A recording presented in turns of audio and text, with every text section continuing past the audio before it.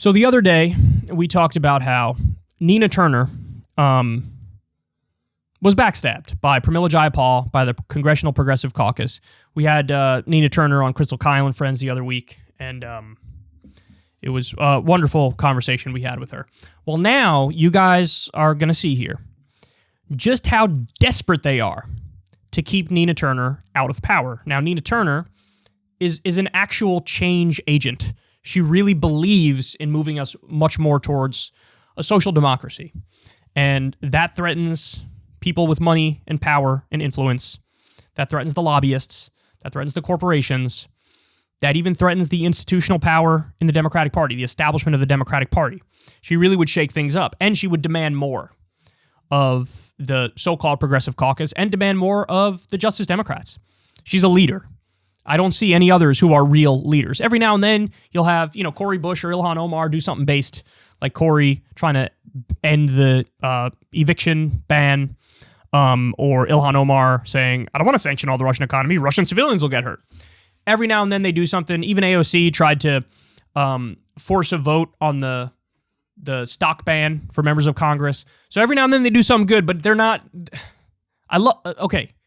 They're not leaders. They're not leaders. And I love Nina, and she is a leader. So now we got new information as to just how desperate they are to take her down. So take a look at this. This is from The Lever, David Schroeder's new outlet. Oil mogul bankrolls attempt to buy Democratic primary. To crush Nina Turner, oil mogul taps strategic petroleum reserve of cash for Shontel Brown. Wow. So here we go again. The big money flowing in for her. A super PAC bankrolled by a fossil fuel magnate is launching last-minute ads to try to crush the congressional candidacy of a leading proponent of a Green New Deal, as scientists warn that oil and gas emissions are making the planet unlivable. If successful, the gambit would deliver an intimidating message from the fossil fuel industry to other Democratic candidates, pressing the government to address the climate crisis. 1 month after Samson energy mogul Stacy Schusterman poured $2 million into DMFI PAC, the group purchased TV ads starting Monday to boost Representative Shontel Brown in her primary campaign rematch against former Ohio State Senator Nina Turner in a newly redrawn Cleveland congressional district. The primary election date is May 3rd. Last year, DMFI PAC spent $1.9 million attacking Turner and promoting Brown, helping the latter win the seat in a special election. The group also spent $1.4 million attacking Sanders during his 2020 campaign. Turner, who co-chaired Senator Bernie Sanders' 2020 presidential campaign, has been campaigning for a Green New Deal and pressing the Biden administration to ban fracking. Brown has declined to co-sponsor some of House Democrats' most high-profile climate legislation, including the Climate Emergency Act, even after the United Nations scientists' recent dire warning about the crisis. Let's go to the next slide here. Schusterman's donations to DMFI PAC accounted for nearly 70% of the $2.9 million in funding that the organization raised in the first quarter this year between January and March. Overall, since 2019, she has donated $3.4 million to the Super PAC, which publicly bills itself as a pro-Israel advocacy organization. DMFI PAC's president Mark Mellman runs the Mellman Group, a polling firm whose website says its clients have included corporate healthcare interests like health insurers, Aetna and Blue Cross Blue Shield, drug industry lobbying group Pharmaceutical Research and Manufacturers of America, or PhRMA, and hospital lobby American Hospital Association. The race has also drawn pro-Brown spending from a billionaire whose fortune came from the cryptocurrency industry, which has become a significant driver of carbon emissions. As The Lever recently reported, Brown has additionally received support from the Congressional Progressive Caucus PAC, despite her decision to join the corporate New Democrat Coalition's Caucus 2. In February, Brown spoke at a third anniversary event for the DMFI PAC. So there's so much stuff in here. So, again, this group is just a money laundering operation for the oil industry, for big pharma, for the for-profit health insurance industry, for for-profit health care industry. So this is all of the big, powerful corporations and billionaires and players rushing in at the last minute again to try to crush Nina Turner. Now, I will say, there's a reason why they're doing this. You want to know why? Because they're scared Shontel Brown might actually lose. Look, the last time around, keep it real, it took all the king's horses and all the king's men to get Shontel Brown past that finish line. There was a time when Nina was leading by like 40 points or something crazy. But all the money in the world came in, and they ran these smear ads against Nina Turner where they were highlighting her comment of like, voting for Biden is like eating half a bowl of shit, whereas, voting for Trump would be like eating a whole bowl of shit. It was something to that effect. I don't remember the specifics of it, but the idea was she linked the idea of eating shit to voting for Biden, and they used that against her, and Democratic partisanship sort of won the day, and then Shontel Brown won. Now, understand something. That election was the election where Trump was running, and so you had a huge Democratic turnout. And so in that huge Democratic turnout, you had plenty of the more moderate Democrats vote. Who is more fired up, generally speaking, the base or the so-called moderates? It's the base. So who's more likely to vote in an off-year election? It's the base. The base is more likely to vote. So that is a little bit more of an advantage this time around to Nina Turner. They also redrew the district. The district is now viewed as more favorable to Nina Turner. And the reason why they're doing this, the reason why they're dumping so much money in is because they probably have some internal numbers that are like, this is not a foregone conclusion for Shontel Brown winning. It's not. So they might be scared of Nina Turner actually winning. Guys, Biden's approval rating right now is 33%. The Democratic Party brand is at a historic low. So this is a district that's very Democratic. They're not going to vote for a Republican. So if the only change option you're giving them is like, look, you went with the milquetoast so-called centrist Democrat last time, well, change is on the ballot. You can go for Nina Turner this time. So there are a couple things that are working in Nina Turner's favor this time around. And I think they're doing this out of desperation because they're afraid she might actually win.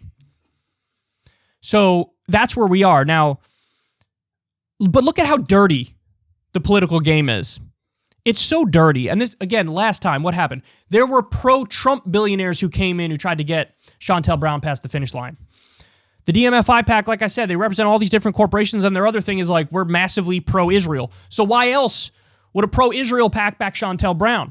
Well, I told you guys recently, Shontel Brown is one of like 18 Democrats who just came out of the woodworks to say, we don't want another deal with Iran. So you had the Iran nuclear agreement under Obama and Biden as his VP, right? And then Trump axed that.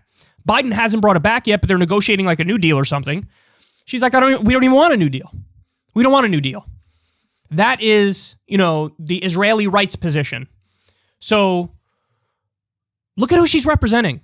She's representing billionaires. She's representing corporations. She's representing the status quo.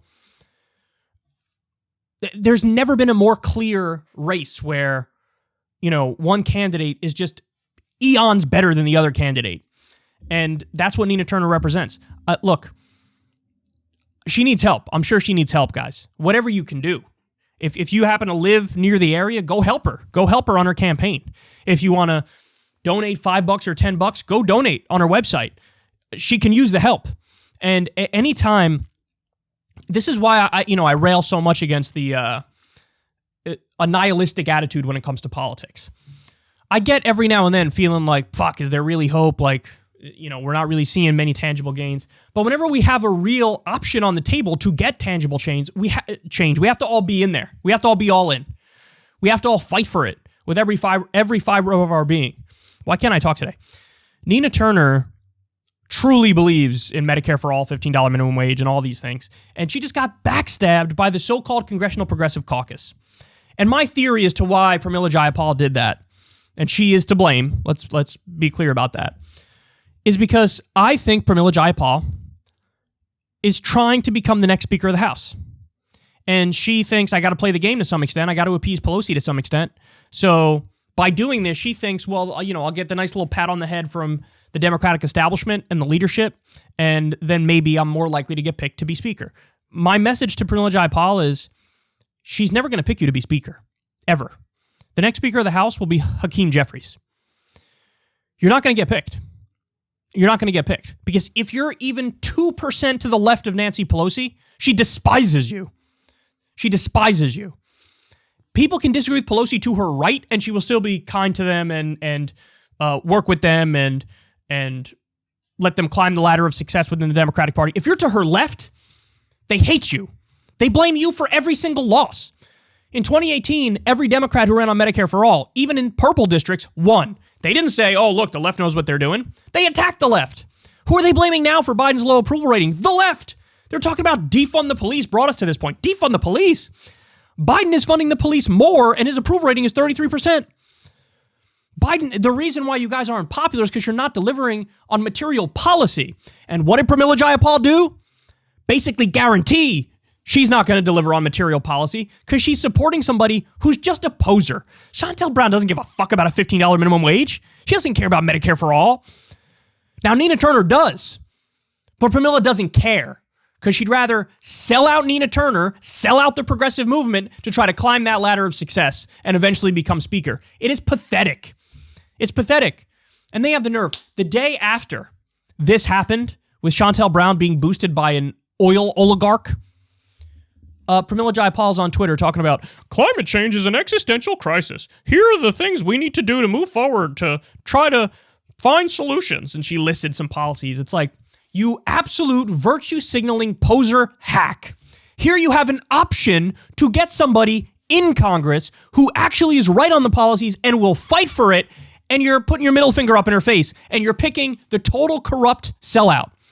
And so now when some good legislation gets shot down by the likes of Shontel Brown and her new Democrat coalition or the Blue Dog Coalition, you're going to be like, oh gosh, why weren't we able to get this done? I thought we'd be able to get this done. You're undermining yourself, which is why I understand why people might look at Pramila Jayapal and others in the so-called Congressional Progressive Caucus and go, progressive my ass cheeks. You guys don't really care about this stuff. You're not principled. How can it be you have a situation where Shontel Brown is both in a new Democrat coalition and on the Congressional Progressive Caucus? That makes no sense. Do you have no litmus test for it? You want to let Donald Trump into the Congressional Progressive Caucus? The answer is they don't have any policy litmus test at all. So, you know, people are just liars. It is a logical contradiction to say I'm a new Democrat and I'm a progressive. Because the New Democrats are defined as being non-progressive Democrats. I can't. God damn it.